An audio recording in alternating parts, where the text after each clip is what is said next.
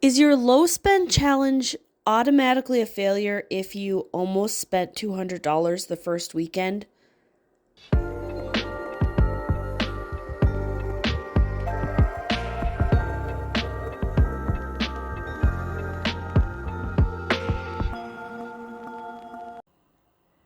Welcome back to the channel. In today's video, I'm going to create a spending tracker for my first challenge of 2025, a low spend month.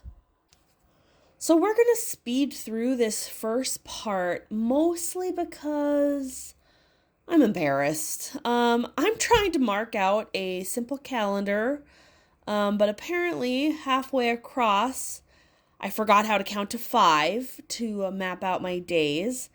And then I guess I thought there were like 6 weeks in January. So I guess just enjoy watching me mark out this calendar grid and then redo it and redo it again. I don't usually sketch out my pages with pencil, but I guess I know I am capable of messing up even something as simple as a blank calendar, and this sure proves it. Well, eventually I got the grid for the calendar marked in, so while I draw in the calendar with pen, I guess I'll blab a little about what inspired this challenge. Like I mentioned in my last video, my goal for 2025 is to challenge myself in general and push myself out of some old habits and comforts. Simultaneously, though, I want to continue a goal I began last year, which was to get better about money, just in general. So what better way to combine the two than to start the year with a low spend challenge? My rules for this challenge are pretty simple and I think pretty standard for these low spend challenges. Bills and necessities are allowed. For me, necessities include gas, car maintenance, household needs, and groceries, but even those I'm going to try to be very thoughtful with my purchases. The other permission I am allowing myself to continue having is my auntie dates with my niece and nephew. I could honestly be flat out broke, like not even $20 in my pocket, but as long as those two teenagers still want to hang out with their auntie, I will foot the bill. So I am allowing myself a special outing with each of them. For my niece, we got our nails done already this month, and then for my nephew, he's my little foodie buddy, so we will go out and try a new food he hasn't tried out later in the month.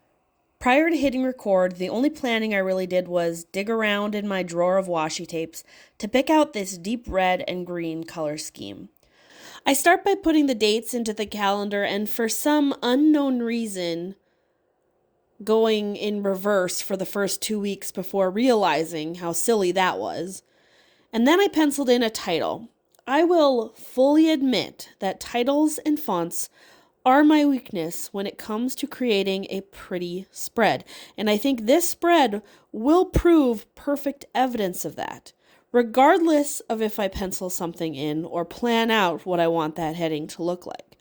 I just don't have the patience to sketch out perfect designs, and I definitely don't have the patience to learn calligraphy. So this is what we get. And honestly, it's good enough. Getting stuck on a title or heading is more than enough to make me give up on a journal page and walk away. So I, again, continue to learn to accept and appreciate each page as it is. So as I mentioned, the inspiration for this spread, this color scheme, came from rooting around in a drawer where I keep just a jungle of loose washi tapes. Honestly, it's like bedlam in there. But as I was kind of rooting around, I found a really beautiful deep red color that I'll use, and then this olive green that just offset it so nicely. So to start bringing them into the design, I used the green one to create a line under the title, and then I went in with a marker of that same color and added some accents into the script of the title. As always, enjoy me struggling with basic tools like the washi tape or trimming it a little bit too short to kind of fall where I want it alongside that G. But we get the job done. It looks nicely. I kind of balance it on the other side. Then I go ahead and I kind of erase the pencil marks so that the script will look good before we move on. After adding the green tape, I actually cut for a minute because I wanted to think about how I wanted to bring in the red. And I remembered that I had received a bunch of botanical stickers for Christmas recently. And so I had this faint memory of a really similar red among them. So at this point, I went ahead and pulled them out. They live in what I call my fancy sticker folder. I know, very official, where all of my bougie Bujo Girl stickers reside. These are the ones that you order special and have the clear background. I know they have a special name in the world. I don't know it, but like I said, they live in the fancy sticker folder. And we'll speed it up again because I'm going to spend some time, A, just figuring out what different stickers are in this pack because I haven't looked at these yet, and B, laying them out on the page. All the stickers in this pack had this really lovely dark red color, but they all were different botanical elements. Some were flowers, some were branches, some leaves. So I'm just trying to see which one lays out nicest on the page as I kind of have it laid out. One piece of advice I would give you is to, check which way the sticker actually lays, because I had it wrong, I think, on both of these and didn't realize it until I peeled off the backing. So one of them was actually completely flipped when I had to actually lay it on the page. But again, it's all good enough in the end. I used them to kind of counter the red in the title by placing them at the bottom. It also covers up some of that white space left when I thought there were 6 weeks of January and left that space, anyways. And as always, watch me struggle to do the simplest task: remove backing from a sticker. So most of the time I have a love-hate relationship with my simple style of journaling. So I love that it allows me to kind of break through my perfectionist tendencies and kind of just go with the flow. But right now you can kind of see where it sometimes goes wrong for me. In this clip, I'm kind of brainstorming how to incorporate my main washi tape and accent papers and other colorful papers, but ultimately this is where I think my design went a little wrong. I picked a little red accent paper, which I actually really liked, and my idea was to create a little module on the side with my rules for the month. But I didn't really think it through because that red piece of paper was too dark to actually write on, and so there wasn't really any way to make it readable for the rules to be on it. I tried adding the green paper, but it wasn't really the same green as the other ones on the spread, so it looked out of place. And then I thought about putting white on top, but then it felt like it was getting even more messy. And so I just kind of started to spin, realizing that I had followed my little heart and put the pretty paper on the page, and then immediately regret it because it didn't have any place being on the page. It was one of those moments where I thought a girl with a plan would have seen this coming. But like I said, it is a love-hate relationship. For times like this, there are times when I realize it is much healthier to just accept that it's good enough and move on.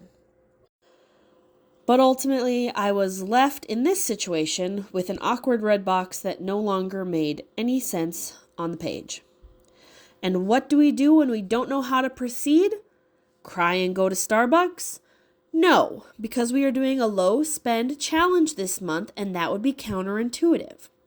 Instead, we just keep making it pretty in the hopes that some rush of inspiration will strike and solve the problem for us. Honestly, if I had a dime for every time I just banked on a rush of inspiration, I honestly wouldn't even need to do a low spend challenge.